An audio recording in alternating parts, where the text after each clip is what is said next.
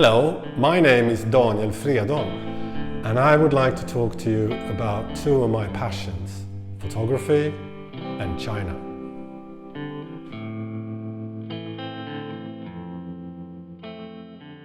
And so my interest in China really begins with an interest in Kung Fu. So I have a Chinese Kung Fu teacher, and in 2009, so that's a few years back, he suggested that we should go to China together. And not only to China in general, but to his hometown, which is Chongqing, which in those days I couldn't really pronounce it. So I asked my teacher and the other Chinese people that were traveling together that, where are we actually going now? We're going to Chongqing. Oh, Chongqing, so what is that? I never heard of it. Oh yeah, it's a town, blah, blah, blah. And then I asked, okay, so is it big? And I was thinking that we just left a town the size of Paris, so it can't be that big. And then they said, oh yes, it's big. So how many people live there? 20 million. 2 million? No. 20 million. So, oh my God. So when we arrive, we come at the end of this travel of these 5 hours. We went through a tunnel that for like 15 minutes, which goes through there are mountains surrounding Chongqing. So this tunnel goes through those mountains, and then when we came out on the other side, we have this 20 million people mega city. This was in August, which is really, really warm there. It was like 40 degrees warm, 100% humidity. So it was, and you had 20 million, the brain waves of 20 million people there. So you could really feel, wow, this is big. And then we got lost after 5 minutes driving. So, but so it really hit me. And it was like something I never experienced before. Such a huge place. So we spent another few days there, and it was a both scaring and exciting experience at the same time. It was scary in the sense that since it was so big and it's built on hills, and there's roads going everywhere on bridges on several layers, and it has the most confusing city layout I ever seen. So the immediate feeling you got that, wow, I need to stay close to my Chinese friends, because if I lose them here, I will never come home. But it was, so as most scary things, this was also a very exciting feeling. So I decided to come back, and I did that many times. And the following years I brought my camera along as well. So I just wandered around and literally got lost all the time and just took a lot of pictures. A lot of them. So this is a picture from Chongqing, obviously. And this one I'm particularly pleased with, and it has a nice story to it as well. This is a small square. I was there, I think I'm not sure if I think this is early spring or something. Since they do have quite a lot of clothes on, it cannot be proper summer, because then it's too warm to have so much clothes on in Chongqing.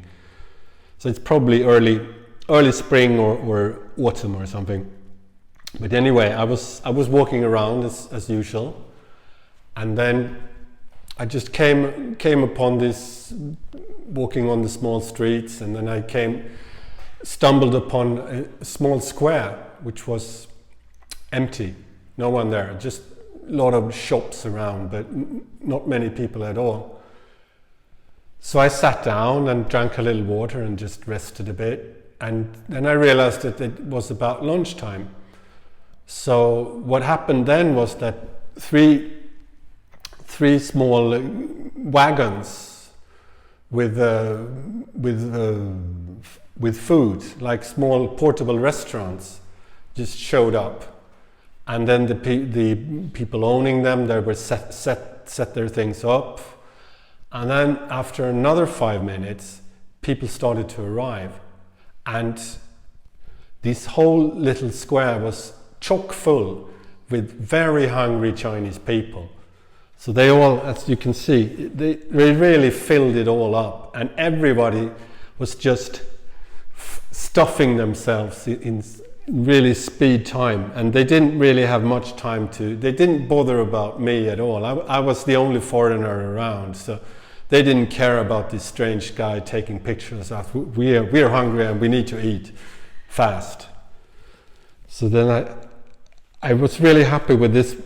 I took a few pictures here, but I was very pleased with this one because with the girl here in the middle, it's kind of a chaotic scene, at least in the picture it looks a bit chaotic, but she's so calm. She's very calm, just enjoying her noodles. And it says here on the shirt, it says, "The quiet girl."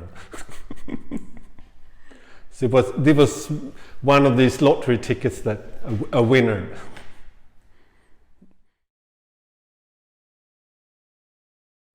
When you do analog photography, it's basically 3 steps. First you take the pictures, then you develop the film, so you get your negatives.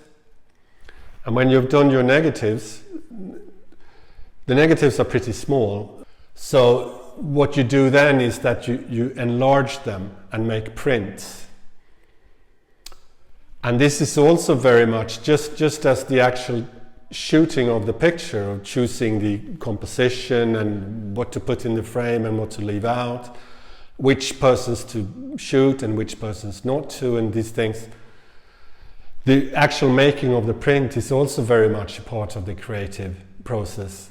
And you make a lot of the work is done there as well. I'd say almost 50-50. Like half of the work is shooting the pictures, and the other half is making prints. Photography, to me, it means I'm interested in doing creative things, and also to not only creative in general, but being creative in ways that doesn't involve words and language too much. So that gives you basically two choices. Either you do music or you do some kind of pictures. So I wanted to do pictures, or I'm interested in pictures, but I'm not very good at drawing or painting, and it is a bit. Maybe I could, if I practiced, I could probably become a decent painter or make decent drawings, but that will take a really long time, and you have to suffer a lot while you're practicing. It takes a while in order for it to actually become something that you're at least a bit happy with. But with photography, it doesn't really work that way. You get these, it's to make a picture, so to speak, with photography doesn't have to be, I'm not saying that, I'm not talking about making a really good picture, but just a decent picture, so to speak. It's quite easy. And that has been a very, very rewarding experience for me. Since normally I work with, I'm a trained mathematician, and I work with safety issues regarding railway. So it's very much a very rational thing. Whereas doing photography and show your work to the public, it's not very rational at all. And so it's a really new thing to me, and I say it feels like I missed something in my life. And regarding from the reaction I get, which has been mostly positive, of course, most people, at least they are polite. They don't come into the exhibition and say, "Wow, this is crap," and go. That doesn't happen. But it does feel like this is something that I can continue with.